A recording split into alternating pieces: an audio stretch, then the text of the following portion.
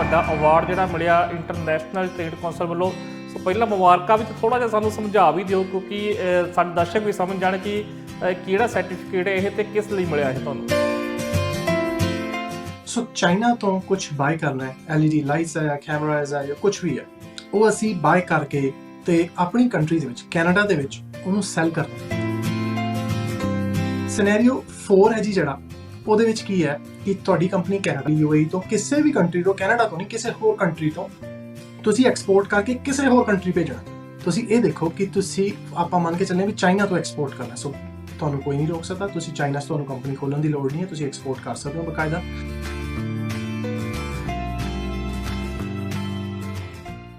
ਜਿਹੜੀ export duties and Texas ਬਹੁਤ ਸਾਰੇ ਮੁਲਕਾਂ 'ਚ ਨਹੀਂ ਹੁੰਦੀ। ਕੈਨੇਡਾ 'ਚ ਕੋਈ ਐਕਸਪੋਰਟ ਡਿਊਟੀਜ਼ ਟੈਕਸਿਸ ਨਹੀਂ ਹੈਗੀਆਂ, US ਕੋਈ ਐਕਸਪੋਰਟ ਡਿਊਟੀਜ਼ ਟੈਕਸਿਸ ਨਹੀਂ ਹੈਗੀਆਂ। ਇੰਡੀਆ ਦੇ ਵਿੱਚ ਕਈ ਪ੍ਰੋਡਕਟ ਤੇ ਹੈਗੀਆਂ, ਕਈਆਂ ਤੇ ਨੈਗੇਟਿਵ ਡਿਊਟੀ ਹੈ, ਕਈਆਂ ਤੇ ਮਤਲਬ ਐਕਸਪੋਰਟ ਦੇ ਵਿੱਚ ਡਿਊਟੀ ਹੈ। ਜੇ ਆਇਰਨ ਔਰ ਇੰਡੀਆ ਤੋਂ ਐਕਸਪੋਰਟ ਕਰਨਾ ਤਾਂ ਬਹੁਤ ਜ਼ਿਆਦਾ ਡਿਊਟੀ ਹੈ, ਕੁਝ ਹੋਰ ਪ੍ਰੋਡਕਟ ਕਰਨਾ ਤਾਂ ਡਿਊਟੀ ਨਹੀਂ ਹੋਏਗੀ, ਹੈ ਨਾ।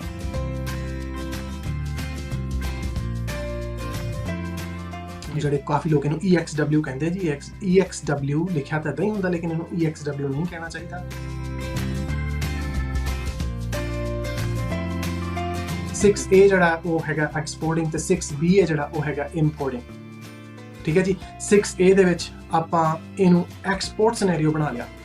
ਆਪਾਂ ਇੰਨੀ ਜੱਜੋਜਹਿਦ ਕਿਉਂ ਕੀਤੀ, ਆਪਾਂ ਇੰਪੋਰਟ ਕਿਉਂ ਨਹੀਂ ਕੀਤਾ। ਟੀਵੀ ਪੰਜਾਬ ਦੇਖਣ ਵਾਲੇ ਸਾਰੇ ਦਰਸ਼ਕਾਂ ਦਾ ਸਵਾਗਤ ਹੈ ਜੀ। ਮੈਂ ਹਾਂ ਮਨਦੀਪ ਸਿੰਘ ਤੋਂ ਲੈ ਕੇ ਹਾਜ਼ਰ ਹਾਂ ਇੱਕ ਵਾਰੀ ਫਿਰ ਤੁਹਾਡੇ ਲਈ ਖਾਸ ਪੇਸ਼ਕਸ਼, ਔਰ ਅਸੀਂ ਇੱਕ ਖਾਸ ਲੜੀ ਜਿਹੜੀ ਸ਼ੁਰੂ ਕੀਤੀ ਹੋਈ ਆ, ਜਿਹਦਾ ਅੱਜ ਅਸੀਂ 5ਵਾਂ ਐਪੀਸੋਡ ਲੈ ਕੇ ਹਾਜ਼ਰ ਹੋਏ ਹਾਂ। ਜੇ ਅਸੀਂ ਤੁਹਾਨੂੰ ਦੱਸਦੇ ਹਾਂ ਕਿ ਜੇਕਰ ਤੁਸੀਂ ਕੈਨੇਡਾ ਅਮਰੀਕਾ ਦੇ ਵਿੱਚ ਇੰਪੋਰਟ ਐਕਸਪੋਰਟ ਦਾ ਕੰਮ ਕਰਨਾ ਤਾਂ ਉਹਦੇ ਵਿੱਚ ਕਿਵੇਂ ਜਿਹੜਾ ਤੁਸੀਂ ਇਸ ਬਿਜ਼ਨਸ ਦੇ ਵਿੱਚ ਅੱਗੇ ਜਾ ਕੇ ਪੈ ਸਕਦੇ ਹੋ। ਔਰ ਅਸੀਂ ਕਿਉਂਕਿ ਇੱਕ ਵੱਡਾ ਵਿਸ਼ਾ ਆ, ਲੜੀਵਾਰ ਜਿਹੜਾ ਅਸੀਂ ਕਈ ਪ੍ਰੋਗਰਾਮ ਦੇ ਵਿੱਚ ਇਸ ਲੜੀ ਨੂੰ ਬਣਾ ਰਹੇ ਹਾਂ, ਔਰ ਅੱਜ ਇਸ ਲੜੀ ਦਾ 5ਵਾਂ ਐਪੀਸੋਡ ਲੈ ਕੇ ਹਾਜ਼ਰ ਹੋਏ ਹਾਂ। ਔਰ ਇਸ ਮੁੱਦੇ ਤੇ ਮੇਰੇ ਨਾਲ ਜੁੜੇ ਹੁੰਦੇ ਨੇ ਪ੍ਰਭ ਸਿਮਰ ਹੋਣੀ, ਜੋ ਕਿ ਅੱਜ ਵੀ ਸਾਡੇ ਨਾਲ ਉਹਨਾਂ ਨਾਲ ਗੱਲਬਾਤ ਕਰਦੇ ਹਾਂ। ਸਭ ਤੋਂ ਪਹਿਲਾਂ ਤਾਂ ਬਹੁਤ ਸਵਾਗਤ ਹੈ ਤੁਹਾਡਾ ਟੀਵੀ ਪੰਜਾਬ ਤੇ। ਸਤਿ ਸ਼੍ਰੀ ਅਕਾਲ ਜੀ ਸਾਰਿਆਂ ਨੂੰ, ਧੰਨਵਾਦ ਬਹੁਤ ਜੀ। ਸੋ ਸਭ ਤੋਂ ਪਹਿਲਾਂ ਤਾਂ ਇਸ ਤੋਂ ਪਹਿਲਾਂ ਕਿ ਆਪਾਂ ਬਿਜ਼ਨਸ ਦੀਆਂ ਬਰੀਕੀਆਂ ਜਾਈਏ, ਪਹਿਲਾਂ ਤਾਂ ਮੁਬਾਰਕਬਾਦ ਜੀ, ਬਹੁਤ ਤੁਹਾਡੀ ਕੰਪਨੀ ਨੂੰ ਇੱਕ ਜਿਹੜਾ ਨਵਾਂ ਮੁਕਾਮ ਹਾਸਲ ਹੋਇਆ, ਇੱਕ ਹੋਰ ਅਚੀਵਮੈਂਟ ਆ, ਇੱਕ ਵੱਡਾ ਅਵਾਰਡ ਜਿਹੜਾ ਮਿਲਿਆ ਇੰਟਰਨੈਸ਼ਨਲ ਟ੍ਰੇਡ ਕੌਂਸਲ ਵੱਲੋਂ। ਸੋ ਪਹਿਲਾਂ ਮੁਬਾਰਕਾਂ ਵਿੱਚ ਥੋੜ੍ਹਾ ਜਿਹਾ ਸਾਨੂੰ ਸਮਝਾ ਵੀ ਦਿਓ, ਕਿਉਂਕਿ ਸਾਡੇ ਦਰਸ਼ਕ ਵੀ ਸਮਝ ਜਾਣ ਕਿ ਕਿਹੜਾ ਸਰਟੀਫਿਕੇਟ ਹੈ ਇਹ ਤੇ ਕਿਸ ਲਈ ਮਿਲਿਆ ਇਹ ਤੁਹਾਨੂੰ।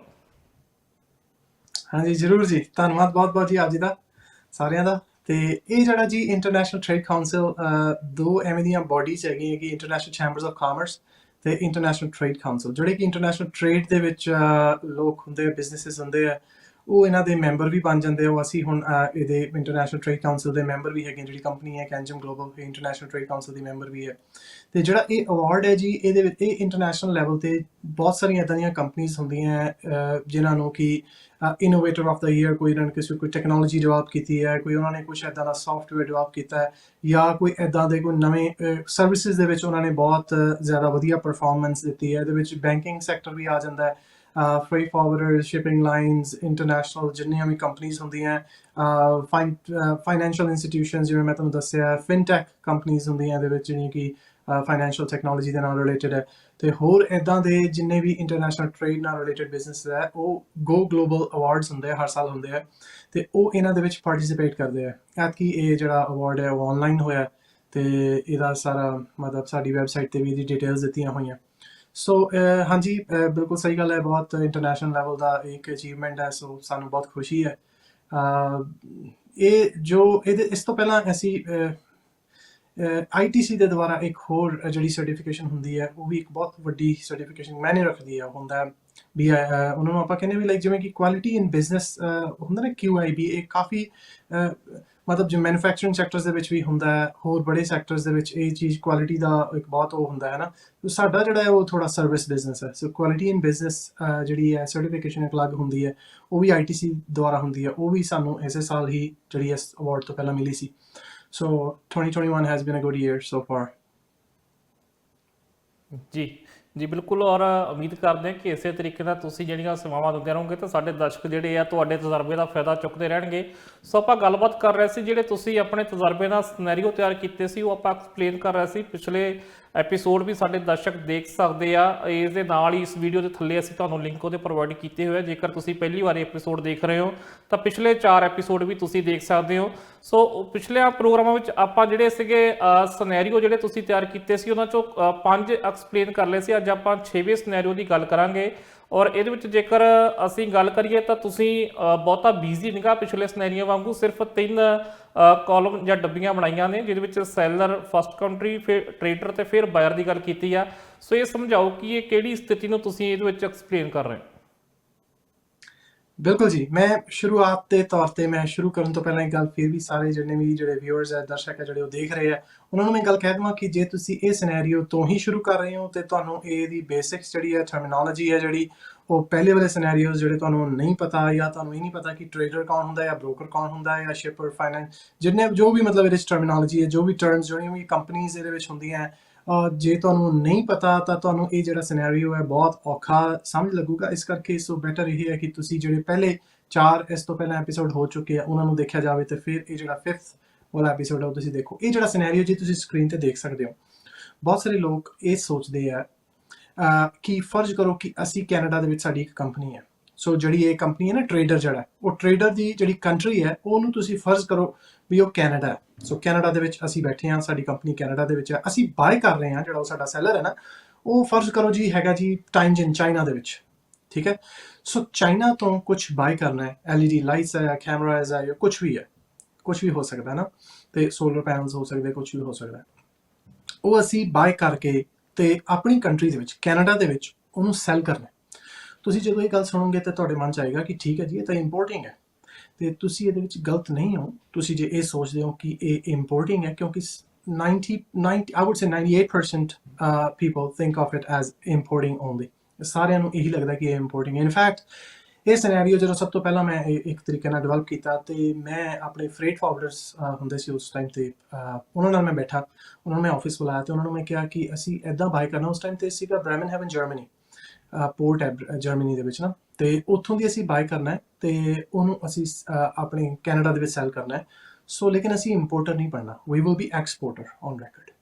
ਮੈਨੂੰ ਤਕਰੀਬਨ ਅੱਧਾ ਘੰਟਾ ਜਿਹੜਾ ਹੈ ਉਹ ਉਹਨਾਂ ਨੂੰ ਸਮਝਾਉਣ ਨੂੰ ਲੱਗ ਗਿਆ ਸੀਗਾ ਕਿ ਜੋ ਇਸ ਫੀਲਡ ਦੇ ਵਿੱਚ ਬਹੁਤ ਦੇਰ ਤੋਂ ਸੀ, ਮੇਰੇ ਨਾਲੋਂ ਦੁੱਗਣੇ ਸਮੇਂ ਤੋਂ ਉਹ ਇਸ ਫੀਲਡ ਦੇ ਵਿੱਚ ਸੀ। ਸੋ ਦਿਸ ਇਜ਼ ਮਤਲਬ ਇੱਕ ਜੈਨੂਇਨ ਇਸ਼ੂ ਆਪਾਂ ਕਹਿ ਸਕਦੇ ਹਾਂ।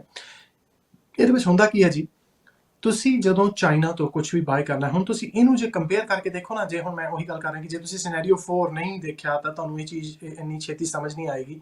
ਜੇ ਮੈਂ ਤੁਹਾਨੂੰ ਰਿਕੁਐਸਟ ਕਰਾਂ ਕਿ ਇੱਕ ਵਾਰੀ ਸਿਨੈਰੀਓ 4 ਜਿਹੜਾ ਹੈ ਉਹ ਦਰਸ਼ਕਾਂ ਨੂੰ ਦਿਖਾ ਦਿੱਤਾ ਜਾਵੇ ਤੇ ਉਹ ਥੋੜਾ ਜਿਹਾ ਮੈਂ ਉਹ ਪਿਕਅਪ ਕਰਕੇ ਤੇ ਫਿਰ ਵਾਪਸ ਸਿਨੈਰੀਓ 6 ਤੇ ਆਉਂਦੇ ਹਾਂ ਜੀ।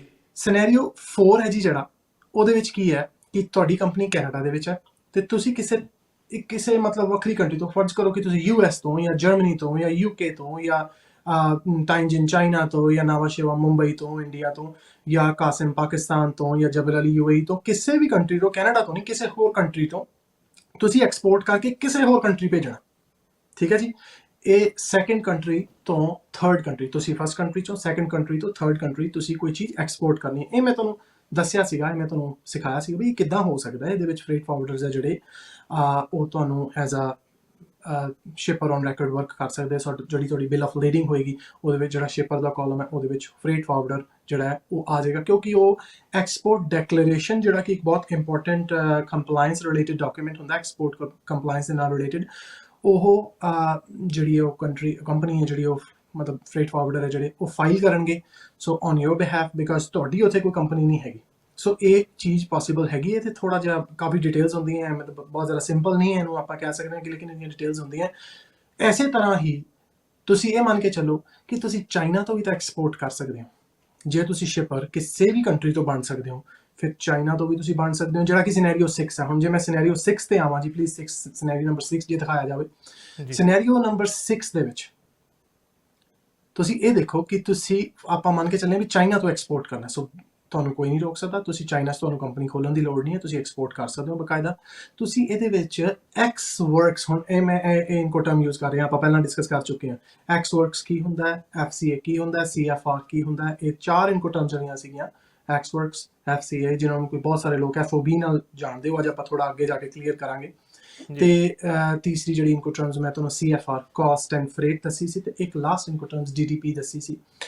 ਤੇ ਆਪਾਂ ਇੱਥੇ ਐਕਸਵਰਕਸ ਬਾਈ ਨਹੀਂ ਕਰਾਂਗੇ, ਕਿਉਂਕਿ ਜਦੋਂ ਆਪਾਂ ਐਕਸਵਰਕਸ ਬਾਈ ਕਰਦੇ ਹਾਂ ਨਾ, ਸਾਨੂੰ ਉਸ ਮੁਲਕ ਦੇ ਵਿੱਚ ਟਰੱਕਿੰਗ ਜਿਹੜੀ ਹੈ, ਉਹ ਪ੍ਰੋਡਕਟ ਜਿੱਥੋਂ ਵੇਅਰ ਹਾਊਸ ਹੁੰਦਾ ਉੱਥੋਂ ਦੀ ਲੈ ਕੇ ਪੋਰਟ ਤੱਕ, ਟਰਮੀਨਲ ਤੱਕ ਟਰੱਕਿੰਗ ਕਰਨੀ ਪੈਂਦੀ ਹੈ ਜੀ। ਸੋ ਜੇ ਟਰੱਕਿੰਗ ਅਸੀਂ ਕਰਾਂਗੇ, ਪਹਿਲੀ ਗੱਲ ਤਾਂ ਇਹ ਹੁੰਦੀ ਹੈ ਕਿ ਉਸ ਕੰਟਰੀ ਦੇ ਵਿੱਚ ਸਾਨੂੰ ਇਹ ਨਹੀਂ ਪਤਾ ਵੀ ਟਰੱਕਿੰਗ ਦੇ ਲਾਜ਼ ਕੀ ਹੈ, ਰੈਗੂਲੇਸ਼ਨਸ ਕੀ ਹੈ, ਰੂਲਸ ਕੀ ਹੈ। ਜਿਹੜੇ ਲੋਕ ਇੰਡੀਆ ਤੋਂ ਹੈ, ਖਾਸ ਕਰਕੇ ਜਿਹੜੇ ਲੋਕ ਵੀਡੀਓ ਦੇਖ ਰਹੇ ਆ ਪੰਜਾਬੀ 'ਚ ਵੀਡੀਓਜ਼, ਉਹਨਾਂ ਨੂੰ ਇਹ ਚੀਜ਼ ਸਮਝ ਹੋਏਗੀ ਕਿ ਪੰਜਾਬ ਤੋਂ ਕੋਈ ਕੰਪਨੀ ਹੈ, ਉਹਨੇ ਹਰਿਆਣੇ ਦਾ ਲੋਡ ਚੱਕਣਾ ਹੈ ਟਰੱਕਿੰਗ ਦਾ, ਤੇ ਤੁਹਾਨੂੰ ਪਤਾ ਹੈ ਕਿੰਨੀ ਵੱਡੀ ਪ੍ਰੋਬਲਮ ਹੈ। ਕੈਨੇਡਾ ਦੇ ਵਿੱਚ ਉਹ ਪ੍ਰੋਬਲਮ ਨਹੀਂ ਹੈਗੀ, US ਦੇ ਵਿੱਚ ਉਹ ਪ੍ਰੋਬਲਮ ਨਹੀਂ ਹੈਗੀ, ਬੜੇ ਮੁਲਕਾਂ 'ਚ ਉਹ ਪ੍ਰੋਬਲਮ ਨਹੀਂ ਹੈਗੀ। ਲੇਕਿਨ ਪਰ ਇਹ ਹੈਗਾ ਕਿ ਜਿਹੜੇ ਲੋਕਾਂ ਨੂੰ ਹੁਣ ਫਰਕ ਕਰੋ, ਤੁਸੀਂ ਚਾਈਨਾ ਤੋਂ ਲੋਡ ਚੱਕਣਾ, ਉੱਥੇ ਦੀ ਜਿਹੜੀਆਂ ਟਰੱਕਿੰਗ ਕੰਪਨੀਆਂ ਦੇ ਜਿਹੜੇ ਟਰੱਕ ਡਰਾਈਵਰਸ ਆ, ਉਹ ਹੋ ਸਕਦਾ ਇੰਗਲਿਸ਼ ਬੋਲਦੇ ਆ, ਨਹੀਂ ਬੋਲਦੇ ਆ, ਕਮਿਊਨੀਕੇਸ਼ਨ ਲੈਗ ਹੈਗਾ, ਕਿੱਦਾਂ ਉਹਨਾਂ ਦੇ ਰੈਗੂਲੇਸ਼ਨਸ ਤੁਹਾਨੂੰ ਨਹੀਂ ਪਤਾ। ਇਸ ਕਰਕੇ ਬਹੁਤ ਜ਼ਰੂਰੀ ਹੈ ਤੁਸੀਂ ਉੱਥੇ ਟਰੱਕਿੰਗ ਨਾ ਕਰੋ। ਤੁਸੀਂ ਉੱਥੇ ਟਰੱਕਿੰਗ ਨਾ ਕਰੋ, ਤੁਸੀਂ ਉੱਥੇ ਸੈਲਰ ਨੂੰ ਕਹੋ ਕਿ ਸਾਨੂੰ ਪੋਰਟ ਤੱਕ ਮਾਲ ਦੇ ਦੇ। ਉਹਦੇ 2 ਫਾਇਦੇ ਹੈ, ਇੱਕ ਤਾਂ ਟਰੱਕਿੰਗ ਤੁਹਾਡੇ ਸੈਲਰ ਨੇ ਦੇਤੀ, ਦੂਜਾ ਫਾਇਦਾ ਜੀ ਇਹ ਹੈ ਕਿ ਇਨਕੋ ਟਰਮਸ ਅੱਗੇ ਜਾ ਕੇ ਆਪਾਂ ਸਿੱਖਾਂਗੇ ਕਿ ਜਦੋਂ ਤੁਸੀਂ ਐਕਸਵਰਕਸ ਬਾਈ ਕਰਦੇ ਹੋ ਵਰਸਸ ਜਦੋਂ ਤੁਸੀਂ FCA ਬਾਈ ਕਰਦੇ ਹੋ, ਪੋਰਟ ਤੇ ਬਾਈ ਕਰਦੇ ਹੋ, ਇਹਨਾਂ ਦੋਵਾਂ ਦੇ ਵਿੱਚ ਇੱਕ ਬਹੁਤ ਵੱਡਾ ਕੀ ਡਿਫਰੈਂਸ ਹੈ। ਉਹ ਡਿਫਰੈਂਸ ਇਹ ਹੈ ਜੀ ਕਿ ਜਿਹੜੀ ਐਕਸਪੋਰਟ ਡਿਊਟੀਜ਼ ਐਂਡ ਟੈਕਸਸ ਬਹੁਤ ਸਾਰੇ ਮੁਲਕਾਂ 'ਚ ਨਹੀਂ ਹੁੰਦੀ। ਕੈਨੇਡਾ 'ਚ ਕੋਈ ਐਕਸਪੋਰਟ ਡਿਊਟੀਜ਼ ਟੈਕਸਸ ਨਹੀਂ ਹੈਗੀਆਂ, US ਕੋਈ ਐਕਸਪੋਰਟ ਡਿਊਟੀਜ਼ ਟੈਕਸਸ ਨਹੀਂ ਹੈਗੀਆਂ। ਇੰਡੀਆ ਦੇ ਵਿੱਚ ਕਈ ਪ੍ਰੋਡਕਟ ਤੇ ਹੈਗੀਆਂ, ਕਈਆਂ ਤੇ ਨੈਗੇਟਿਵ ਡਿਊਟੀ, ਕਈਆਂ ਤੇ ਮਤਲਬ ਐਕਸਪੋਰਟ ਦੇ ਵਿੱਚ ਡਿਊਟੀ ਹੈ। ਜੇ ਆਇਰਨ ਔਰ ਇੰਡੀਆ ਤੋਂ ਐਕਸਪੋਰਟ ਕਰਨਾ ਤਾਂ ਬਹੁਤ ਜ਼ਿਆਦਾ ਡਿਊਟੀ ਹੈ, ਕੁਝ ਹੋਰ ਪ੍ਰੋਡਕਟ ਕਰਨਾ ਤਾਂ ਡਿਊਟੀ ਨਹੀਂ ਹੋਏਗੀ, ਹੈ ਨਾ। ਸੋ ਫਰਜ਼ ਕਰੋ ਜੇ ਉਹ ਉੱਥੇ ਐਕਸਪੋਰਟ ਡਿਊਟੀ ਜਿਹੜੀ ਆ ਉਹ ਹੈਗੀ ਹੈ, ਜਾਂ ਕਿਸੇ ਤਰ੍ਹਾਂ ਦੇ ਐਕਸਪੋਰਟ ਟੈਕਸਸ ਹੈਗੇ ਆ, ਤੁਹਾਡਾ ਤਾਂ ਉਸ ਕੰਟਰੀ ਦੇ ਵਿੱਚ ਕੋਈ ਕੰਪਨੀ ਜਾਂ ਕੋਈ ਬਿਜ਼ਨਸ ਰਜਿਸਟ੍ਰੇਸ਼ਨ ਨਹੀਂ ਹੈਗਾ। ਸੋ ਤੁਸੀਂ ਉੱਥੋਂ ਦੀ ਐਕਸਪੋਰਟ ਟੈਕਸਸ ਤੇ ਡਿਊਟੀਜ਼ ਤੁਹਾਨੂੰ ਜਿਹੜੇ ਪੇ ਕਰਨੇ ਆ ਉਹ ਪੋਸੀਬਲ ਨਹੀਂ ਹੋਣਗੇ। ਇਸ ਕਰਕੇ ਉਹ ਸੈਲਰ ਪੇ ਕਰੇਗਾ ਜੇ ਤੁਸੀਂ FCA ਬਾਈ ਕਰਦੇ ਹੋ, ਜੇ ਤੁਸੀਂ ਪੋਰਟ ਤੇ ਬਾਈ ਕਰਦੇ ਹੋ। ਇਹ 2 ਬੈਨੀਫਿਟ ਹੋ ਗਏ ਜੀ ਇਹਦੇ। ਇਸ ਕਰਕੇ ਸਿਨੈਰੀਓ 4 ਤੇ ਸਿਨੈਰੀਓ 6 ਦੇ ਵਿੱਚ ਅਸੀਂ ਪੋਰਟ ਤੇ ਮਾਲ ਬਾਈ ਕਰਾਂਗੇ।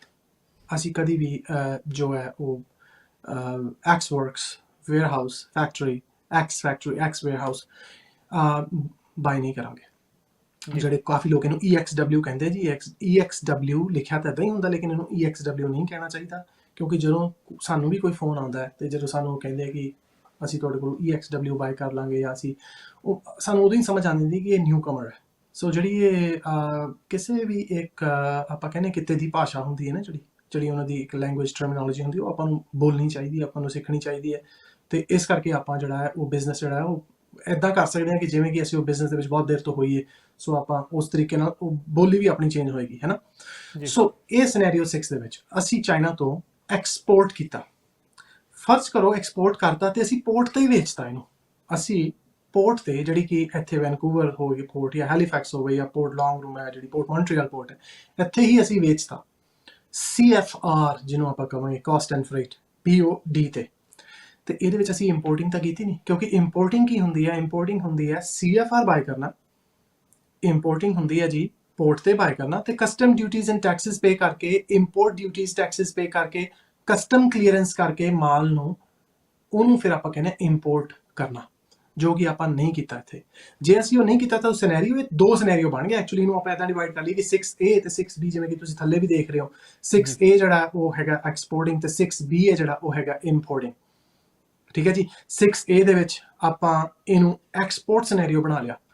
ਆਪਾਂ ਇੰਨੀ ਜੱਜੋਜਹਿਦ ਕਿਉਂ ਕੀਤੀ? ਆਪਾਂ ਇੰਪੋਰਟ ਕਿਉਂ ਨਹੀਂ ਕੀਤਾ? ਅਸੀਂ ਕਿਉਂ ਇਹਨੂੰ ਸਿਨੈਰੀਓ ਨੂੰ ਇੰਨਾ ਚੇਂਜ ਕਰਨ ਦੀ ਕੋਸ਼ਿਸ਼ ਕਰ ਰਹੇ ਹਾਂ? ਕਿਉਂ ਐਕਸਪੋਰਟ ਕਰਨ ਦੀ ਕੀ ਲੋੜ ਪੈ ਗਈ? ਉਹ ਜੀ ਜੇ ਤੁਸੀਂ ਹੁਣ ਪਹਿਲਾ ਐਪੀਸੋਡ ਦੇਖਿਆ ਹੋਵੇ ਤਾਂ ਉਹਦੇ ਵਿੱਚ ਮੈਂ ਤੁਹਾਨੂੰ ਦੱਸਿਆ ਸੀਗਾ ਕਿ exporters always get advance payment, importers never get advance payment. I hate sitting on inventory.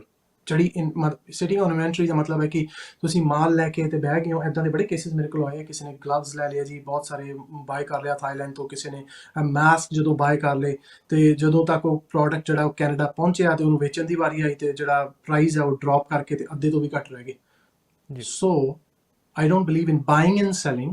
ਅਸੀਂ selling and buying ਦੇ ਵਿੱਚ believe ਕਰਨਾ ਹੈ। selling and buying ਹੁੰਦੀ ਹੈ ਕਿ ਪਹਿਲਾਂ ਤੁਸੀਂ sell ਕਰੋ, ਠੀਕ ਹੈ ਜੀ। ਮਾਲ ਤੁਸੀਂ ਦੇਖੋ, ਇਹਦੇ ਵਿੱਚ ਤੁਹਾਡੀ ਕੋਈ ਓਵਰਹੈਡ ਨਹੀਂ ਹੈਗੀ। ਤੁਸੀਂ ਕੁਝ ਮਾਲ ਲੈ ਕੇ ਆਪਣੇ ਵੇਅਰ ਹਾਊਸ ਨਹੀਂ ਰੱਖਣਾ। ਤੁਹਾਨੂੰ ਵੇਅਰ ਹਾਊਸ ਨਹੀਂ ਚਾਹੀਦਾ, ਤੁਹਾਨੂੰ ਕੋਈ ਫੈਕਟਰੀ ਨਹੀਂ ਚਾਹੀਦੀ, ਤੁਹਾਨੂੰ ਕੋਈ ਕਿਸੇ ਤਰ੍ਹਾਂ ਦਾ ਕੋਈ ਪੈਕੇਜਿੰਗ ਫੈਸਿਲਿਟੀ ਨਹੀਂ ਚਾਹੀਦੀ, ਤੁਹਾਨੂੰ ਕੁਝ ਨਹੀਂ ਚਾਹੀਦਾ। ਸੈਲਰ ਦੇ ਵੇਅਰਹਾਊਸ ਦੇ ਵਿੱਚ ਮਾਲ ਪਿਆ, ਉੱਥੋਂ ਲੈ ਕੇ ਤੁਸੀਂ ਬਾਇਰ ਦੀ ਪੋਰਟ ਤੱਕ ਮਾਲ ਦੇਣਾ। ਬਾਇਰ ਦੇ ਵੇਅਰਹਾਊਸ ਨਹੀਂ ਦੇਣਾ, ਇਹ ਵੀ ਮੈਂ ਤੁਹਾਨੂੰ ਪਹਿਲਾਂ ਦੱਸਿਆ ਸੀ ਕਿ ਡੀਡੀਪੀ ਆਪਾਂ ਸੈਲ ਨਹੀਂ ਕਰਾਂਗੇ, ਕਿਉਂਕਿ ਫਿਰ ਉਹ ਇੰਪੋਰਟਿੰਗ ਹੋ ਜਾਂਦਾ। ਜਦੋਂ ਡੀਡੀਪੀ ਸੈਲ ਕਰਾਂਗੇ ਆਪਾਂ, ਉਦੋਂ ਜਿੱਥੇ ਵੀ ਅਸੀਂ ਡੀਡੀਪੀ ਸੈਲ ਕਰਾਂਗੇ, ਜਿਹੜੇ ਵੀ ਮੁਲਕ ਦੇ ਵਿੱਚ ਅਸੀਂ DDP delivery duty paid sell ਕਰਾਂਗੇ, ਉਦੋਂ ਅਸੀਂ ਇੰਪੋਰਟ ਕਰਾਂਗੇ, ਜਿਹੜਾ ਕਿ ਸਾਨੂੰ ਨਹੀਂ ਕਰਨਾ ਚਾਹੀਦਾ, ਹੈ ਨਾ। ਇਹ ਆਪਾਂ ਅੱਗੇ ਮਤਲਬ ਇਹ ਕਹਿਣ ਦਾ ਮਤਲਬ ਜਿਹੜਾ ਸਿਨੈਰੀਓ, ਖੈਰ ਮੈਂ ਤੁਹਾਨੂੰ ਬਹੁਤ ਸ਼ਾਰਟ ਤਰੀਕੇ ਨਾਲ ਦੱਸ ਰਿਹਾ। ਇਸ ਸਿਨੈਰੀਓ ਨੂੰ ਜੇ ਪ੍ਰੋਪਰ ਤਰੀਕੇ ਨਾਲ ਐਕਸਪਲੇਨ ਕਰਨਾ ਹੋਇਆ at least need 45 minutes to an hour, but ਮੈਂ ਤੁਹਾਨੂੰ ਇਹ ਦੱਸ ਰਿਹਾ ਕਿ ਇਹਦੇ ਵਿੱਚ ਜਿਹੜਾ ਦੂਜਾ ਸਿਨੈਰੀਓ ਉਹ ਹੈਗਾ ਇੰਪੋਰਟਿੰਗ 6B, ਉਹ ਹੈਗਾ ਇੰਪੋਰਟਿੰਗ।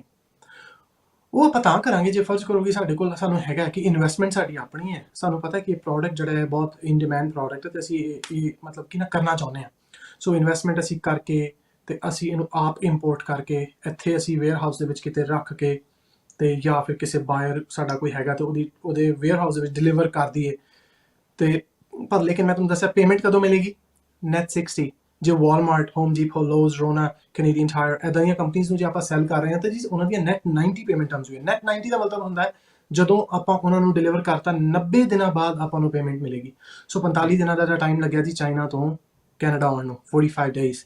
ਉਹ ਵੀ ਮੈਂ ਤੁਹਾਨੂੰ 45 ਡੇਜ਼ ਇੱਕ ਬੜਾ ਇੱਕ ਸਵੀਟ ਜੀ ਫਿਗਰ ਦੱਸ ਰਿਹਾ। 45 ਡੇਜ਼ ਅੱਜ ਕੱਲ੍ਹ ਜੇ ਤੁਹਾਨੂੰ ਪਤਾ ਹੈ ਕਿ ਸ਼ਿਪਿੰਗ ਇੰਡਸਟਰੀ ਦੇ ਵਿੱਚ ਕੀ ਹੋ ਰਿਹਾ ਹੈ, ਸੋ a lot is actually ਜੇ ਤੁਹਾਨੂੰ ਮੈਂ ਇਹ ਮੰਨ ਕੇ ਚੱਲ ਰਿਹਾ ਕਿ ਤੁਸੀਂ ਜਿਹੜੇ ਵਿਊਅਰਸ ਹੋ ਉਹ ਜ਼ਿਆਦਾ ਇਸ ਫੀਲਡ ਨਾਲ ਰਿਲੇਟਡ ਨਹੀਂ ਹੋ। ਸੋ ਮੈਂ ਤੁਹਾਨੂੰ ਲੇਮਨ ਲੈਂਗੁਏਜ ਜੇ ਐਕਸਪਲੇਨ ਕਰਾਂ, I will call it a shipping fiasco. Shipping fiasco ਇੱਦਾਂ ਚੱਲ ਰਿਹਾ ਕਿ ਜਿਹੜੇ ਰੇਟ 3,000 ਹੁੰਦੇ ਸੀ ਉਹ ਇਸ ਟਾਈਮ ਤੇ 20,000 ਹੋ ਗਏ ਹੋਏ ਹੈ। ਜੋ ਮਤਲਬ ਕਿ ਲੌਂਗ ਬੀਚ ਦੇ ਪੋਰਟਸ ਹੈ, ਜਿਹੜੀਆਂ ਐਲਏ ਦੀਆਂ ਪੋਰਟ ਹੈ, ਉੱਥੇ ਹੰਡਰਡਸ ਥਾਊਜ਼ੈਂਡਸ ਆਫ ਕੰਟੇਨਰ ਜਿਹੜੇ ਉਹ ਸਟਕ ਹੋਏ ਆ। ਪਲੱਸ ਜਿਹੜੇ ਕੰਟੇਨਰ ਐਮਟੀ ਹੋ ਰਹੇ ਆ ਉਹ ਟਰੱਕਿੰਗ ਵਾਲਿਆਂ ਕੋਲ, ਜਿਹੜੇ ਟਰੱਕ ਡਰਾਈਵਰ ਕੰਟੇਨਰ, ਮੈਂ ਤੁਹਾਨੂੰ ਪਿਛਲੀ ਵਾਰ ਇੱਕ ਦੱਸਿਆ ਸੀ ਨਾ ਕਿ ਜਿਵੇਂ ਇਹ ਟਰੱਕ ਹੈ ਤੇ ਇਹਦੇ ਪਿੱਛੇ ਆਪਣਾ ਕੰਟੇਨਰ ਹੁੰਦਾ, ਤੇ ਜਦੋਂ ਇਹ ਟਰੱਕ ਡਰਾਈਵਰ ਜਿਹੜਾ ਕੰਟੇਨਰ ਪੁੱਲ ਕਰਕੇ ਲੈ ਕੇ ਜਾਏਗਾ ਉਹ ਕੰਟੇਨਰ ਐਮਟੀ ਹੋ ਜਾਏਗਾ, ਫਿਰ ਇਸ ਟਰੱਕ ਡਰਾਈਵਰ ਨੂੰ ਵਾਪਸ ਕੰਟੇਨਰ ਜਿਹੜਾ ਹੈ ਉਹ ਐਮਟੀ ਕੰਟੇਨਰ ਪੋਰਟ ਤੇ ਛੱਡਣਾ ਹੁੰਦਾ ਹੈ। ਸੋ ਪੋਰਟ ਤੇ ਛੱਡਣ ਵਾਸਤੇ ਉਹਨਾਂ ਕੋਲ ਪੋਰਟ ਤੇ ਜਾਂ ਟਰਮੀਨਲ ਤੇ ਜਾਂ ਉੱਥੇ ਦੇ ਜਿਹੜੇ ICD ਆ ਉੱਥੇ ਜਗ੍ਹਾ ਨਹੀਂ ਹੈਗੀ। ਸੋ ਇਹ ਬਹੁਤ ਵੱਡੀ ਪ੍ਰੋਬਲਮ ਹੈ ਜੀ। ਆਉਣ ਵਾਲੇ ਸਮੇਂ ਦੇ ਵਿੱਚ ਬਹੁਤ ਜ਼ਿਆਦਾ ਵੱਡੀ ਪ੍ਰੋਬਲਮ ਹੋ ਜਾਏਗੀ। ਗਵਰਨਮੈਂਟ ਨੂੰ ਇਹਦੇ ਤੇ ਬਹੁਤ ਛੇਤੀ ਐਕਟ ਕਰਨਾ ਚਾਹੀਦਾ। ਜਿੰਨੀ ਛੇਤੀ ਕਰਨਗੇ, the window is actually passing very fast on this। ਇਹ ਸਪਲਾਈ ਚੇਨ ਦਾ ਬਹੁਤ ਵੱਡਾ ਇਸ਼ੂ ਹੈ। ਇੱਥੋਂ ਰਾਈਸ ਮਿਲਣ ਦੇ ਵਿੱਚ ਪ੍ਰੋਬਲਮ ਹੋ ਜਾਏਗੀ, ਇੱਥੇ ਸ਼ੂਗਰ ਮਿਲਣ ਦੇ ਵਿੱਚ ਪ੍ਰੋਬਲਮ ਹੋ ਜਾਏਗੀ, ਕਾਫੀ ਦੇ ਵਿੱਚ, ਫੂਡ ਕਮੋਡਿਟੀਜ਼ ਦੇ ਵਿੱਚ, ਕੱਪੜਿਆਂ ਦੇ ਵਿੱਚ ਪ੍ਰੋਬਲਮ ਹੋ ਜਾਏਗੀ ਜੇ ਇਸ ਸਿਚੁਏਸ਼ਨ ਨੂੰ ਹੈਂਡਲ ਨਾ ਕੀਤਾ ਗਿਆ। ਆਪਾਂ ਇਹਦੇ 'ਤੇ ਜ਼ਿਆਦਾ ਨਾ ਡਿਸਕਸ ਕਰੀਏ, ਆਪਾਂ ਵਾਪਸ ਆਈਏ ਸਿਨੈਰੀਓ 6 ਤੇ। ਸੋ ਸਿਨੈਰੀਓ 6 ਤੁਸੀਂ ਦੇਖ ਲਿਆ ਜੀ, ਇਹ ਐਕਸਪੋਰਟਿੰਗ ਵੀ ਹੋ ਸਕਦੀ ਹੈ, ਇੰਪੋਰਟਿੰਗ ਵੀ ਹੋ ਸਕਦੀ ਹੈ। ਅਸੀਂ ਇਹਨੂੰ ਕਿਉਂ ਅਸੀਂ ਇਹਨੂੰ ਇੱਦਾਂ ਕਨਵਰਟ ਕੀਤਾ ਐਕਸਪੋਰਟਿੰਗ ਦੇ ਵਿੱਚ? ਕਿਉਂਕਿ ਸਾਨੂੰ ਇਹਦੇ ਵਿੱਚ ਫਾਇਦਾ ਹੈ ਜੀ। ਬਿਲਕੁਲ, ਅਸੀਂ ਇਹਦੇ ਵਿੱਚ ਐਡਵਾਂਸ ਪੇਮੈਂਟ ਲਵਾਂਗੇ, ਸਾਡਾ ਇਹਦੇ ਵਿੱਚ ਟਾਈਟਲ ਟ੍ਰਾਂਸਫਰ ਅਕਰਸ ਐਟ POL, ਸਾਡਾ ਜ਼ਿੰਮੇਵਾਰੀ ਹੈ ਜਿਹੜੀ ਉਹ ਘੱਟ ਹੈ, ਸਾਡੇ ਰਿਸਕ ਹੈ ਜਿਹੜੇ ਉਹ ਬਹੁਤ ਜ਼ਿਆਦਾ ਅਸੀਂ ਮਿਟੀਗੇਟ ਕਰਦੇ, ਦੂਸਰੀ ਪਾਰਟੀ ਦੇ ਸਿਰ ਤੇ ਪਾਤੇ। ਠੀਕ ਹੈ ਜੀ। ਇਸ ਤੋਂ ਅੱਗੇ ਜੇਕਰ ਆਪਾਂ ਟੈਕਨੀਕਲ ਇਨਕੋਟਰਮਸ ਵੱਲ ਜਾਈਏ ਤਾਂ ਉਦੋਂ ਪਹਿਲਾਂ ਇੱਕ ਥੋੜਾ ਜਿਹਾ ਸਿੱਧਾ ਸਵਾਲ ਹੈ ਕਿ ਇੱਕ ਤੇ ਜਿਸ ਤਰੀਕੇ ਤੁਸੀਂ ਕਿਹਾ ਕਿ ਪਹਿਲਾਂ ਆਪਾਂ ਸਮਾਨ ਵੇਚਣਾ ਹੈ, ਉਸ ਤੋਂ ਬਾਅਦ ਖਰੀਦਣਾ ਹੈ। ਸੋ ਪਹਿਲੀ ਗੱਲ ਤਾਂ ਇਹ ਹੈ ਕਿ ਅਸੀਂ ਇਹ ਗਾਹਕ ਕਿੱਥੋਂ ਲੱਭਦੇ ਹਾਂ ਜਿਹਨੂੰ ਆਪਾਂ ਪਹਿਲਾਂ ਸਮਾਨ ਵੇਚਣਾ ਹੈ, ਔਰ ਇਹਦੇ ਵਿੱਚ ਇਹ ਵੀ ਫਾਇਦਾ ਹੋ ਜਾਂਦਾ ਹੋਊਗਾ ਕਿ ਜਿਹੜਾ ਤੁਸੀਂ ਉਸ ਤੋਂ ਬਾਅਦ ਉਹਨੂੰ ਸਮਾਨ ਦੀ ਪਹੁੰਚਾਉਣ ਦੀ ਜਿਹੜੀ ਕੋਸਟ ਆ ਉਹਦੇ ਲਈ ਵੀ ਤੁਹਾਨੂੰ ਫਿਰ ਪਹਿਲਾਂ ਹੀ ਪੈਸੇ ਮਿਲ ਜਾਂਦੇ। ਦੇਖੋ ਬਿਲਕੁਲ, ਮੈਂ ਤੁਹਾਨੂੰ ਦੇਖੋ ਪਹਿਲਾਂ ਆਪਾਂ ਸੋਚੀਏ ਵੀ ਆਪਾਂ ਵੇਚਣਾ ਕਿੱਦਾਂ। ਆਪਾਂ ਵੇਚਣਾ CFR। ਸੋ CFR ਵੇਚਣਾ ਜੀ, ਠੀਕ ਹੈ। ਆਪਾਂ ਖਰੀਦਣਾ ਕਿੱਦਾਂ? ਫਰਜ਼ ਕਰੋ ਸਿਨੈਰੀਓ 1 ਹੈ ਤੇ ਆਪਾਂ XOX ਖਰੀਦਣਾ। ਹੁਣ ਆਪਾਂ ਨੂੰ ਪਤਾ ਅਸੀਂ ਟਰੇਡਰ ਹਾਂ। ਟਰੇਡਰ ਉਹ ਹੁੰਦਾ ਜਿਹੜਾ ਕਿ ਬਾਈ ਕਰਦਾ ਤੇ ਸੈਲ ਕਰਦਾ। ਸੋ ਆਪਾਂ ਨੂੰ ਪਤਾ ਕਿ ਸਾਨੂੰ ਦੋਵੇਂ ਚੀਜ਼ਾਂ ਕਰਨੀਆਂ ਪੈਣੀਆਂ, ਬਾਏ ਕਰਨਾ ਤੇ ਆਪਾਂ ਸੈਲ ਕਰਨਾ ਹੈ ਨਾ। ਹੁਣ ਮੇਨ ਆਪਣਾ ਪ੍ਰੋਬਲਮ ਆ ਜਿਹੜੀ ਮੇਨ ਆਪਣਾ ਕੁਐਸਚਨ ਇਹ ਹੈ ਕਿ ਆਪਾਂ ਸੈਲ ਐਂਡ ਬਾਏ ਕਰੀਏ, ਬਾਏ ਐਂਡ ਸੈਲ ਨਾ ਕਰੀਏ, ਹੈ ਨਾ ਜੀ। ਸੋ ਆਪਾਂ ਸੈਲਰ ਨਾਲ ਨਾ ਇੱਕ ਗੱਲ ਕਰੀਏ ਕਿ ਜੀ ਪ੍ਰਾਈਸ ਕਿੰਨਾ ਹੈ। ਆਪਾਂ ਪ੍ਰਾਈਸ ਕਨਫਰਮ ਕਰ ਲਿਆ, ਫਿਰ ਅਸੀਂ ਟਰੱਕਿੰਗ ਕੰਪਨੀ ਤੋਂ ਵੀ ਪ੍ਰਾਈਸ ਕਨਫਰਮ ਕਰ ਲਿਆ, ਰਿਟਨ ਲੈ ਲਿਆ ਉਹਨਾਂ ਕੋਲੋਂ ਕੋਟ, ਸੈਲਰ ਕੋਲੋਂ ਵੀ ਪਰਫਾਰਮਾ ਇਨਵੋਇਸ ਲੈ ਲਿਆ। ਪਰਫਾਰਮਾ ਇਨਵੋਇਸ ਦਾ ਮਤਲਬ ਹੁੰਦਾ ਇੱਕ ਰਿਟਨ ਕੋਟੇਸ਼ਨ ਐਸਟੀਮੇਟ, ਹੈ ਨਾ। ਸੋ ਆਪਾਂ ਇਸੇ ਤਰ੍ਹਾਂ ਫਰੇਟ ਫਾਰਵਰਡਰ ਦੇ ਕੋਲੋਂ ਵੀ ਰਿਟਨ ਜਿਹੜਾ ਈਮੇਲ ਦੇ ਵਿੱਚ ਜਿਹੜਾ ਪ੍ਰਾਈਸ ਸੀਗਾ ਉਹ ਕਨਫਰਮ ਕਰ ਲਿਆ ਕਿ ਪੋਰਟ ਟੂ ਪੋਰਟ ਜਿਹੜਾ ਓਸ਼ਨ ਫਰੇਟ ਦਾ ਪ੍ਰਾਈਸ ਕੀ ਹੋ ਗਿਆ ਉਹ ਵੀ ਕਨਫਰਮ ਕਰ ਲਿਆ। ਇਹਨਾਂ ਤਿੰਨਾਂ ਚੀਜ਼ਾਂ ਨੂੰ ਕਨਫਰਮ ਕਰਕੇ ਫਿਰ ਅਸੀਂ ਨਾ ਇਹਨਾਂ ਦੇ ਵਿੱਚ ਆਪਣਾ ਮਾਰਜਨ ਪਾ ਕੇ ਇਹਨਾਂ ਨੂੰ ਤਿੰਨਾਂ ਨੂੰ ਐਡ ਕਰਕੇ, ਆਪਾਂ ਪਿਛਲੀ ਵਾਰ ਇੱਕ ਗੱਲ ਕੀਤੀ ਸੀ ਕਿ export price plus local trucking plus ocean freight is equal to CFR price. ਉਹਦੇ ਵਿੱਚ ਮਾਰਜਨ ਪਾਓ ਤੇ ਤੁਹਾਡਾ ਇਹ CFR ਸੈਲਿੰਗ ਪ੍ਰਾਈਸ ਬਣ ਗਿਆ, ਕਿਉਂਕਿ ਜੀ ਸੈਲਿੰਗ ਪ੍ਰਾਈਸ ਕੀ ਹੁੰਦਾ? Cost price plus margin, profit margin, ਹੈ ਨਾ। ਸੋ ਸਾਡੇ ਕੋਲ ਕੈਲਕੂਲੇਸ਼ਨ ਸਾਰੀ ਆ ਗਈ ਸਾਡੇ ਸਾਹਮਣੇ, ਮੈਥ ਜਿਹੜਾ ਸੀਗਾ ਉਹ ਕਲੀਅਰ ਹੋ ਗਿਆ। ਹੁਣ ਅਸੀਂ ਇੱਕ ਪਰਫਾਰਮਾ ਇਨਵੋਇਸ ਤਿਆਰ ਕਰਾਂਗੇ ਜਿਹੜਾ ਕਿ ਆਪਣੇ ਬਾਇਰ ਨੂੰ ਦਵਾਂਗੇ। ਉਹ ਜਿਹੜਾ ਬਾਇਰ ਹੈ ਉਸ ਪਰਫਾਰਮਾ ਇਨਵੋਇਸ ਤੇ ਦੇਖ ਕੇ ਕਿ ਹਾਂਜੀ ਇਹ ਸਾਰਾ ਕੁਝ ਠੀਕ ਹੈ, ਤੇ ਉੱਥੇ ਸਾਡੀ ਬੈਂਕ ਜਿਹੜੀਆਂ ਡਿਟੇਲਸ ਲਿਖੀਆਂ ਹੋਣਗੀਆਂ, ਕੰਪਨੀ ਨੇਮ, ਕੰਪਨੀ ਐਡਰੈਸ, ਬੈਂਕ ਨੇਮ, ਬੈਂਕ ਐਡਰੈਸ, ਸਵਿਫਟ ਕੋਡ ਜਿਹੜਾ ਹੁੰਦਾ ਇੰਟਰਨੈਸ਼ਨਲ ਵਾਇਰ ਟ੍ਰਾਂਸਫਰਸ ਵਾਸਤੇ ਸਵਿਫਟ ਕੋਡ ਜ਼ਰੂਰੀ ਹੁੰਦਾ, ਉਹ ਆਪਾਂ ਉੱਥੇ ਲਿਖਾਂਗੇ। ਜਿਹੜਾ ਸਾਡਾ ਬਾਇਰ ਹੈ ਨਾ, ਦੂਸਰੇ ਮੁਲਕ 'ਚ ਬੈਠਾ, ਦੂਸਰੇ ਕੰਟਰੀ 'ਚ ਬੈਠਾ, ਉਹ ਸਾਨੂੰ ਵਾਇਰ ਪੇਮੈਂਟ ਕਰ ਦੇਗਾ ਐਡਵਾਂਸ।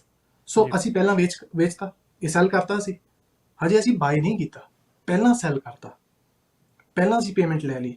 ਜਦੋਂ ਸਾਡੇ ਕੋਲ ਪੇਮੈਂਟ ਆ ਗਈ, ਸਾਡੇ ਕੋਲ ਪਰਫਾਰਮਾ ਇਨਵੋਇਸ ਤਾਂ ਸੈਲਰ ਨੇ ਦਿੱਤਾ ਹੀ ਹੈ, ਸੋ ਉਹਦੇ ਵਿੱਚ ਉਹਨੇ ਸਾਨੂੰ 2-3 ਦਿਨ 4 ਦਿਨ ਦਾ ਸਮਾਂ ਦਿੱਤਾ ਵੀ ਇਹ ਟਾਈਮ ਦੇ ਵਿੱਚ ਮੈਨੂੰ ਪੇਮੈਂਟ ਕਰ ਦਿਓ, ਤੇ ਉਸ ਟਾਈਮ ਦੇ ਵਿੱਚ ਅਸੀਂ ਪੇਮੈਂਟ ਕਰ ਦਾਂਗੇ। ਉਹ ਸਾਨੂੰ ਪੇਮੈਂਟ ਆ ਗਈ, ਨਾਲ ਹੀ ਅਸੀਂ ਪੇਮੈਂਟ ਕਰਤੀ। ਟਰੱਕਿੰਗ ਕੰਪਨੀਜ਼ ਨੂੰ ਅਸੀਂ ਪੇਮੈਂਟ ਐਡਵਾਂਸ ਨਹੀਂ ਕਰਦੇ ਇਸ ਫੀਲਡ ਦੇ ਵਿੱਚ, ਇਸ ਬਿਜ਼ਨਸ ਦੇ ਵਿੱਚ। ਟਰੱਕਿੰਗ ਕੰਪਨੀਜ਼ ਆ ਜਿਹੜੀਆਂ, ਉਹਨਾਂ ਨੂੰ ਪੇਮੈਂਟ ਐਡਵਾਂਸ ਨਹੀਂ ਮਿਲਦੀ, ਅਪਫਰੰਟ ਨਹੀਂ ਮਿਲਦੀ। ਫਰੇਟ ਫਾਰਵਰਡਰਸ ਜਿਹੜੇ ਆ, ਉਹ ਕੁਛ ਜਿਹੜੇ ਆ ਐਡਵਾਂਸ ਲੈਂਦੇ ਆ, ਜੇ ਕੰਪਨੀਜ਼ ਬਹੁਤ ਮਤਲਬ ਵਧੀਆ ਕੰਪਨੀਜ਼ ਜਾਂ ਮਤਲਬ ਗੁੱਡ ਸਟੈਂਡਿੰਗ ਦੇ ਵਿੱਚ ਕੰਪਨੀਜ਼ ਹੈਗੀਆਂ। ਜਨਰਲ ਤੌਰ ਤੇ 98% ਤੌਰ ਤੇ ਆਪਾਂ ਮੰਨ ਕੇ ਚੱਲੀਏ ਉਹਨਾਂ ਨੂੰ ਵੀ ਐਡਵਾਂਸ ਪੇਮੈਂਟ ਨਹੀਂ ਕਰਨੀ ਪੈਂਦੀ। ਸੋ ਆਪਾਂ ਸੈਲਰ ਨੂੰ ਪੇਮੈਂਟ ਕਰਤੀ। ਜਦੋਂ ਆਪਾਂ ਸੈਲਰ ਨੂੰ ਪੇਮੈਂਟ ਕਰਤੀ, ਆਪਾਂ ਤਾਂ ਬਾਏ ਤਾਂ ਕੀਤਾ ਨਾ। ਸੋ ਪਹਿਲਾਂ ਆਪਾਂ ਸੈਲ ਕੀਤਾ, ਫਿਰ ਆਪਾਂ ਬਾਏ ਕੀਤਾ। ਇਹ ਮੇਰਾ ਭਾਵ ਸੀਗਾ ਕਿ ਸੈਲਿੰਗ ਐਂਡ ਬਾਇੰਗ, ਨਾ ਕਿ ਬਾਇੰਗ ਐਂਡ ਸੈਲਿੰਗ। ਜੀ ਬਿਲਕੁਲ। ਔਰ ਇਸ ਤੋਂ ਅੱਗੇ ਆਪਾਂ ਜੇਕਰ ਆਪਾਂ ਇਨਕੋ ਟਰਮਸ ਵੱਲ ਚੱਲੀਏ ਤਾਂ ਥੋੜਾ ਜਿਹਾ ਵੀ ਸਮਝਾ ਦਿਓ, ਕਿਉਂਕਿ ਇੱਕ ਵੱਡਾ ਚਾਰਟ ਹੈ ਸਕਰੀਨ ਤੇ, ਅਸੀਂ ਦਰਸ਼ਕਾਂ ਨੂੰ ਦਿਖਾ ਦਿੰਦੇ ਹਾਂ। ਸੋ ਇਹ ਤੁਸੀਂ ਆਪ ਹੀ ਇਹਦੇ ਵਿੱਚ ਹੋਸਟ ਦੀ ਭੂਮਿਕਾ ਨਿਭਾਇਓ ਕਿ ਇਹ ਬਰੀਕੀ ਨਾਲ ਵੀ, ਤੇ ਆਪ ਹੀ ਤੁਸੀਂ ਇਹ 'ਚ ਮੈਨੂੰ ਲੱਗਦਾ ਕਿ ਐਕਸਪਰਟ ਬਣੋਗੇ ਤਾਂ ਵਧੀਆ ਰਹੇਗਾ।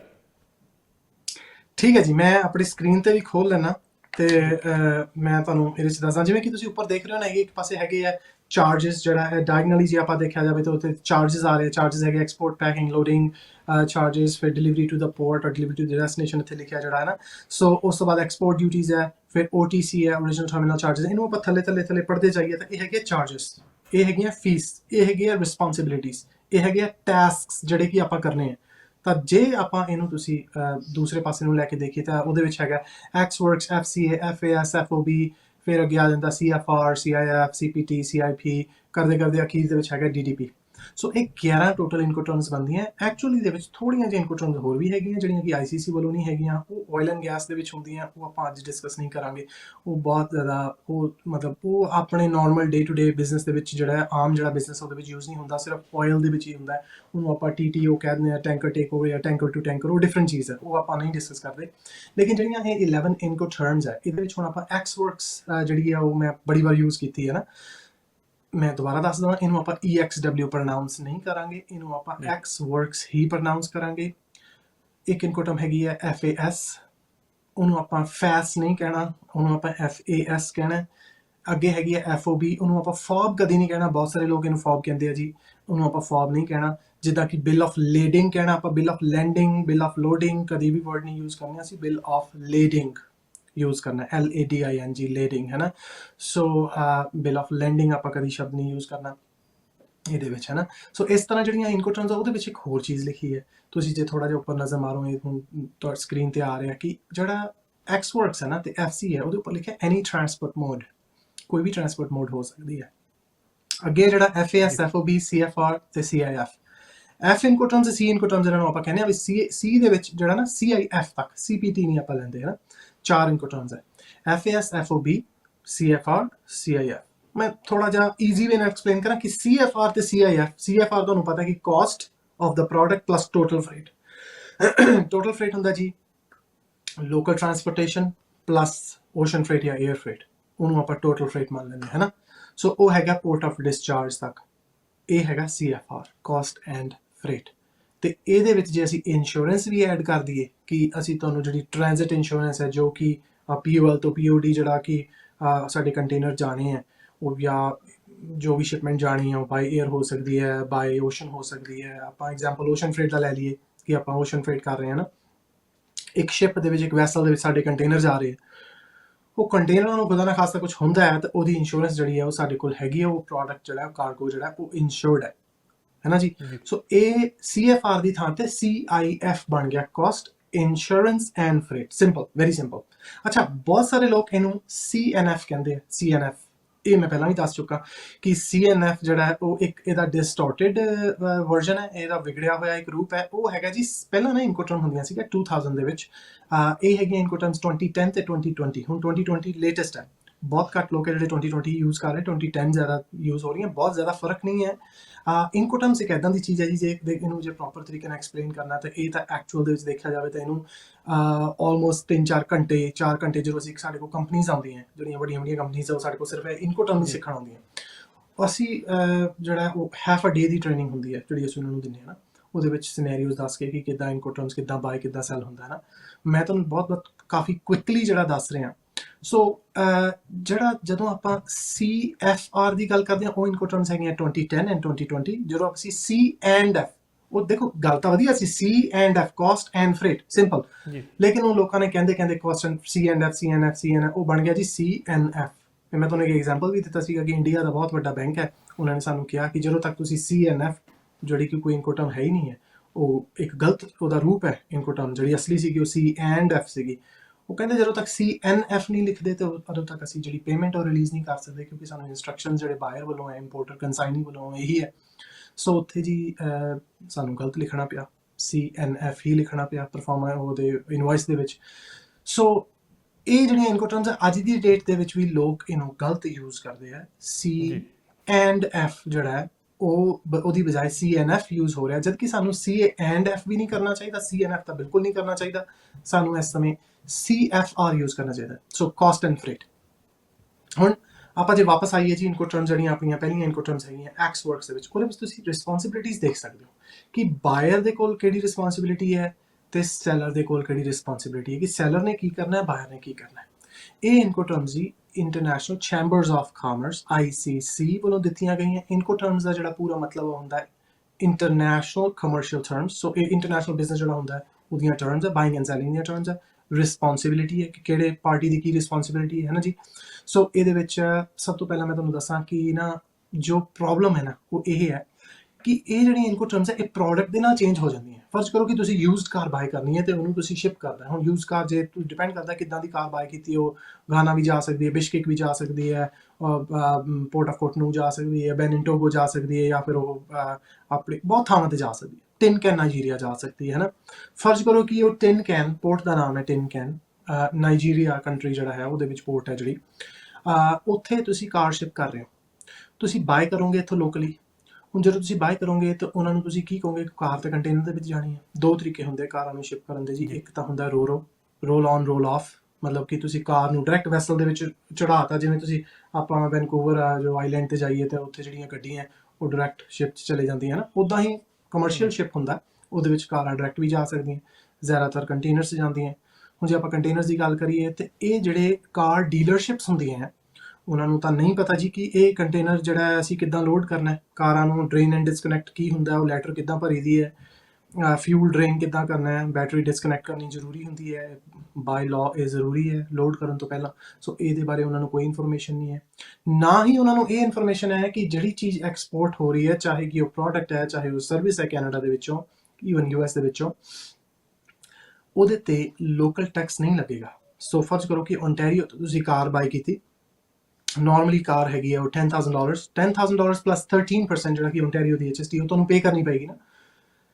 ਲੇਕਿਨ ਜੇ ਤੁਸੀਂ ਕੋਈ ਪ੍ਰੋਡਕਟ ਐਕਸਪੋਰਟ ਕਰ ਰਹੇ ਹੋ, ਸੋ ਟੈਕਨੀਕਲੀ ਤੁਹਾਨੂੰ ਉਹ 13% ਸੈਲਰ ਨੂੰ ਵੀ ਨਹੀਂ ਦੇਣਾ, ਤੁਸੀਂ ਆਪਣੇ ਬਾਇਰ ਨੂੰ ਵੀ ਨਹੀਂ ਚਾਰਜ ਕਰਨਾ। ਥਰੂ ਆਊਟ ਦਾ ਸਪਲਾਈ ਚੇਨ ਉਹ 13% ਨਹੀਂ ਲੱਗੇਗਾ। ਲੇਕਿਨ ਇਹ ਚੀਜ਼ ਜਿਹੜੇ ਹੈ ਡੀਲਰਸ ਨੂੰ ਨਹੀਂ ਪਤਾ, ਉਹ ਤੁਹਾਨੂੰ ਪੁਸ਼ ਕਰਨਗੇ ਕਿ ਨਹੀਂ ਜੀ ਸਾਨੂੰ ਕੁਝ ਨਹੀਂ ਪਤਾ, ਸਾਨੂੰ 13% ਦਿਓ। ਖੈਰ ਤੁਸੀਂ ਸਰਕਾਰ ਕੋਲੋਂ ਵਾਪਸ ਲੈ ਲਓਗੇ, ਉਹ it's a different story, but ਉਹਨਾਂ ਨੂੰ ਇਹਦੇ ਬਾਰੇ ਨੌਲੇਜ ਨਹੀਂ ਹੈ। ਸੋ ਇਹਦੇ 'ਚ ਮੈਂ ਤੁਹਾਨੂੰ ਦੇਖ ਰਿਹਾ ਕਿ ਐਕਸਪੋਰਟ ਪੈਕੇਜਿੰਗ, ਲੋਡਿੰਗ ਚਾਰजेस ਇਹ ਕਿਵੇਂ ਕਰਨੇ ਆ। ਸੋ ਇੱਥੇ ਵੇਰੀ ਹੋ ਜਾਂਦਾ ਜੀ। ਇੱਥੇ ਅਨਫੋਰਚੂਨੇਟਲੀ ICC ਜਿਹੜਾ ਉਹਨੇ ਇੱਕ ਥੋਰੋ ਜੌਬ ਨਹੀਂ ਕੀਤੀ ਹੈ। It's not like through and through. These are very beautiful incoterms, I must say ਕਿ ਇਹ ਬਹੁਤ ਹੀ ਵਧੀਆ ਇਹ ਜਿਹੜਾ ਬਿਜ਼ਨਸ ਹੈ ਜੀ। ਦੇਖੋ ਇੰਨਾ ਮਤਲਬ ਇੱਕ ਸਟ੍ਰੀਮਲਾਈਨਡ ਬਿਜ਼ਨਸ ਜਿਹਨੂੰ ਆਪਾਂ ਕਹਿੰਦੇ ਹਾਂ ਨਾ, ਕਿ ਇੱਕ ਪ੍ਰੋਪਰ ਫਲੋ ਦੇ ਵਿੱਚ ਚੱਲ ਰਿਹਾ ਹੈ। Everything is in chronological order, ਕਿ ਤੁਸੀਂ ਪਹਿਲਾਂ step A, step B, step C, ਕੋਈ ਵੀ ਸਟੈਪ ਮਿਸ ਨਹੀਂ ਹੋ ਸਕਦਾ। ਸਾਰਾ ਕੁਝ ਠੀਕ ਹੈ, ਲੇਕਿਨ ਕੁਝ ਗੱਲਾਂ ਜਿਹੜੀਆਂ ਉਹ ਨਾ ਪ੍ਰੈਕਟੀਕਲ ਤੌਰ ਤੇ ਹੋ ਰਹੀਆਂ, ਉਹਨਾਂ ਨੂੰ ਆਪਾਂ ਇਹ ਕਹੀਏ ਕਿ ਜੋ ICC ਨੇ ਜੋ ਇਨਕੋਟਰਮਸ ਦਿੱਤੀਆਂ ਉਹਦੇ ਤੇ ਸਾਰਾ ਕੁਝ ਉੱਦਾਂ ਨਹੀਂ ਹੁੰਦਾ। ਇਹ ਆਪਾਂ ਨੂੰ ਮੰਨਣਾ ਪਏਗਾ, ਹੈ ਨਾ। ਸੋ ਇਸ ਕਰਕੇ ਜਿਵੇਂ ਦੇਖਿਆ ਕਿ ਐਕਸਪੋਰਟ ਪੈਕੇਜਿੰਗ ਹੈ ਉਹ ਜੀ ਸੈਲਰ ਕਰ ਰਿਹਾ। ਜ਼ਰੂਰੀ ਨਹੀਂ ਹੈ ਕਿ ਸੈਲਰ ਕਰੇਗਾ, ਉਹ ਬਾਇਰ ਵੀ ਕਰ ਸਕਦਾ। ਫਰਜ਼ ਕਰੋ ਕਿ ਤੁਸੀਂ ਐਜ਼ ਅ ਬਾਇਰ ਤੁਸੀਂ ਕਹੋ ਕਿ ਮੈਂ ਤਾਂ ਜੀ ਹੁਣ ਬਾਇਰ ਕੌਣ ਹੋ ਗਿਆ ਜੀ ਇੱਥੇ, ਟਰੇਡਰ।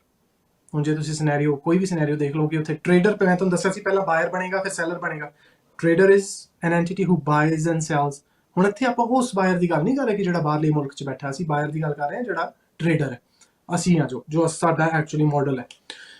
ਅਸੀਂ ਜਦੋਂ ਬਾਏ ਕਰਾਂਗੇ ਤਾਂ ਅਸੀਂ ਜੇ ਉਸ ਸੈਲਰ ਨੂੰ ਕਹੀਏ ਕਿ ਜੀ ਅਸੀਂ ਇੱਥੇ ਕਸਟਮ ਪੈਕੇਜਿੰਗ ਸਾਨੂੰ ਚਾਹੀਦੀ ਹੈ, ਸਾਡਾ ਲੋਗੋ ਚਾਹੀਦਾ, ਸਾਡੀ ਬ੍ਰਾਂਡਿੰਗ ਚਾਹੀਦੀ ਹੈ ਨਾ ਜੀ। ਸੋ ਇੱਥੇ ਫਿਰ ਉਹਦਾ ਵਾਸਤੇ ਸਾਨੂੰ ਥੋੜੀ ਹੈਡੇਕ ਲੈਣੀ ਪਏਗੀ, ਪੇ ਵੀ ਐਕਸਟਰਾ ਕਰਨਾ ਪਏਗਾ। ਸੋ ਇੱਥੇ ਸਾਰੀ ਜਿਹੜੀ ਰਿਸਪੌਂਸਿਬਿਲਿਟੀ ਉਹ ਸੈਲਰ ਦੀ ਨਹੀਂ ਹੋਏਗੀ, ਬਾਇਰ ਦੀ ਵੀ ਹੋਏਗੀ। ਲੋਡਿੰਗ ਮੈਂ ਤੁਹਾਨੂੰ ਦੱਸਤਾ ਕਿ ਕਾਰਾਂ ਹੈ ਜਿਹੜੀਆਂ ਉਹਦੇ 'ਚ ਬਾਇਰ ਦੀ ਰਿਸਪੌਂਸਿਬਿਲਿਟੀ ਹੋਏਗੀ, ਲੋਡ ਕਰਨਾ ਕੰਟੇਨਰਸ ਦੇ ਵਿੱਚ, ਸੈਲਰ ਦੀ ਨਹੀਂ ਹੋਏਗੀ। Delivery to port or place ਕੀ ਹੁੰਦਾ ਹੈ ਕਿ ਸਪਲਾਇਰ ਦੇ ਵੇਅਰਹਾਊਸ ਤੋਂ ਲੈ ਕੇ container yard, CY, ICD, inland container depot ਜਾਂ ਫਿਰ ਪੋਰਟ ਆਫ ਲੋਡਿੰਗ ਤੱਕ ਜਿਹੜੀ ਟਰਾਂਸਪੋਰਟੇਸ਼ਨ ਹੁੰਦੀ ਹੈ, ਰੇਲ ਹੋ ਸਕਦੀ ਹੈ, ਰੋਡ ਹੋ ਸਕਦੀ ਹੈ, ਕੰਬੀਨੇਸ਼ਨ ਆਫ 2 ਹੋ ਸਕਦੀ ਹੈ, ਉਹ ਕਿਹਨੇ ਪੇ ਕਰਨੀ ਹੈ? ਉਹ ਜੀ ਮਤਲਬ ਜਿਵੇਂ ਇੱਥੇ ਆਪਾਂ ਗੱਲ ਕਰੀਏ ਕਿ ਐਕਸ ਵਰਕਸ ਦੇ ਵਿੱਚ ਉਹ ਜਿਹੜੀ ਹੈ ਉਹ ਬਾਇਰ ਪੇ ਕਰੇਗਾ, ਸੋ ਟ੍ਰੇਡਰ ਪੇ ਕਰੇਗਾ। ਜਿਵੇਂ ਮੈਂ ਤੁਹਾਨੂੰ ਸਿਨੈਰੀਓ 6 'ਚ ਗੱਲ ਕੀਤੀ ਹੈ, 6A ਦੇ ਵਿੱਚ ਤੇ 4 ਦੇ ਵਿੱਚ ਗੱਲ ਕੀਤੀ ਹੈ ਕਿ ਅਸੀਂ FCA ਬਾਏ ਕਰਨਾ। ਹੁਣ ਫਰਜ਼ ਕਰੋ ਇੱਥੇ ਅਸੀਂ FCA ਬਾਏ ਕਰ ਰਹੇ ਹਾਂ, ਸੋ ਦੇਖੋ ਜੀ ਉਹ delivery to port or place ਹੈ ਤੇ ਜਿਹੜਾ ਐਕਸਪੋਰਟ ਡਿਊਟੀਜ਼ ਉਹ ਚੇਂਜ ਹੋ ਗਿਆ, ਉਹ ਸੈਲਰ ਪੇ ਕਰ ਰਿਹਾ ਹੁਣ। ਸੋ ਜਿਹੜਾ ਵੇਅਰ ਹਾਊਸ ਵਾਲਾ ਉਹ ਪੇ ਕਰ ਰਿਹਾ। ਇਹੀ ਸਾਨੂੰ ਚਾਹੀਦਾ ਹੈ ਸਿਨੈਰੀਓ 4 ਤੇ ਸਿਨੈਰੀਓ 6A ਦੇ ਵਿੱਚ। ਇਸੇ ਤਰ੍ਹਾਂ ਕਰਕੇ ਜੀ ਬਾਕੀ ਇਨਕੋਟਰਮਸ ਜਿਹੜੀਆਂ ਅੱਗੇ ਚੱਲਦੀਆਂ, ਸੋ ਇਹਨਾਂ ਨੂੰ ਆਪਾਂ ਜਿਵੇਂ ਮੈਨੂੰ ਲੱਗਦਾ ਹੁਣ ਟਾਈਮ ਜਿਹੜਾ ਉਹ ਮਨਦੀਪ ਸਿੰਘ ਜੀ ਪੂਰਾ ਹੋ ਗਿਆ ਹੈ ਨਾ, ਸੋ ਇਹਨੂੰ ਆਪਾਂ ਜਿਹੜਾ ਉਹ ਅਗਲੇ ਉਹਦੇ ਵਿੱਚ ਕੰਟੀਨਿਊ ਕਰ ਸਕਦੇ ਹਾਂ। ਜੀ ਬਿਲਕੁਲ ਜੀ, ਕਿਉਂਕਿ ਆਪਾਂ ਕੋਸ਼ਿਸ਼ ਕਰਦੇ ਹਾਂ ਕਿ ਬਹੁਤ ਲੰਬੀ ਜਿਹੜੀ ਲੈਂਥ ਅਪਰੋਚ ਨਾ ਰੱਖੀ ਹੋਵੇ ਤਾਂ ਕਿ ਕਈ ਵਾਰ ਜਿਹੜਾ ਉਹ ਸਮਾਂ ਘੱਟ ਹੁੰਦਾ ਆ, ਪਰ ਅਸੀਂ ਇਸੇ ਕਰਕੇ ਲੜੀ ਚਲਾਈ ਹੋਈ ਆ। ਖੈਰ ਕੁਝ ਕਾਫੀ ਹੱਦ ਤੱਕ ਤੁਸੀਂ ਸਮਝਾ ਦਿੱਤਾ, ਪਰ ਬਹੁਤ ਬਰੀਕੀ ਨਾਲ ਆਪਾਂ ਅਗਲੇ ਪ੍ਰੋਗਰਾਮ 'ਚ ਇਹਨੂੰ ਡਿਸਕਸ ਕਰ ਲਾਂਗੇ। ਸੋ ਬਹੁਤ ਬਹੁਤ ਧੰਨਵਾਦ ਸਮਾਂ ਕੱਢਣ ਲਈ ਤੇ ਅਹਿਮ ਜਾਣਕਾਰੀ ਸਾਂਝੀ ਕਰਨ ਲਈ। ਧੰਨਵਾਦ ਜੀ ਸਾਰਿਆਂ ਦਾ ਜੀ। ਸੋ ਇਹ ਜਿਹੜੀ ਲੜੀ ਹੈ ਜੀ ਇਸੇ ਤਰੀਕੇ ਨਾਲ ਬਰਕਰਾਰ ਰਹੇਗੀ, ਔਰ ਜਦ ਤੱਕ ਅਸੀਂ ਤੁਹਾਨੂੰ ਪੂਰਾ ਸਮਝਾ ਨਹੀਂ ਦਿੰਦੇ ਕਿ ਤੁਸੀਂ ਬਿਜ਼ਨਸ ਦੀਆਂ ਬਰੀਕੀਆਂ ਜਿਹੜੀਆਂ ਨੇ ਉਹ ਕੀ ਨੇ, ਸਾਰਾ ਕੁਝ ਕਰਨਾ ਸਿਖਾ ਦਿੰਦੇ, ਤਦ ਤੱਕ ਇਹ ਜਿਹੜੀ ਲੜੀ ਜਾਰੀ ਰਹੇਗੀ। ਸੋ ਉਮੀਦ ਕਰਦੇ ਹਾਂ ਕਿ ਤੁਸੀਂ ਵੀ ਲਗਾਤਾਰ ਇਸ ਲੜੀ ਨਾਲ ਜੁੜੇ ਰਹੋਗੇ। ਸੋ ਹੋਰ ਖਬਰਾਂ ਤੇ ਜਾਣਕਾਰੀ ਲਈ ਤੁਸੀਂ ਦੇਖਦੇ ਰਹੋ ਟੀਵੀ ਪੰਜਾਬ। ਸਤਿ ਸ਼੍ਰੀ ਅਕਾਲ ਜੀ, ਮੈਂ ਨਿਰਮਲ ਮਾਨ ਪੂਰਾ ਟੈਕਸ ਸੈਟਲਮੈਂਟ ਤੋਂ। ਇਹ ਤੁਸੀਂ ਵੀਡੀਓ ਦੇਖ ਰਹੇ ਸੀ ਟੀਵੀ ਪੰਜਾਬ ਦੇ ਉੱਤੇ। ਇਹੋ ਜਿਹੇ ਹੋਰ ਜਾਣਕਾਰੀ ਭਰਪੂਰ ਵੀਡੀਓ ਦੇਖਣ ਵਾਸਤੇ ਟੀਵੀ ਪੰਜਾਬ ਦੇ ਚੈਨਲ ਨੂੰ ਸਬਸਕ੍ਰਾਈਬ ਕਰੋ ਤੇ ਨਾਲ ਹੇਠ ਦਿੱਤੇ ਹੋਏ ਬੈਲ ਆਈਕਨ ਦੇ ਬਟਨ ਦਬਾਓ। ਸਤਿ ਸ਼੍ਰੀ ਅਕਾਲ।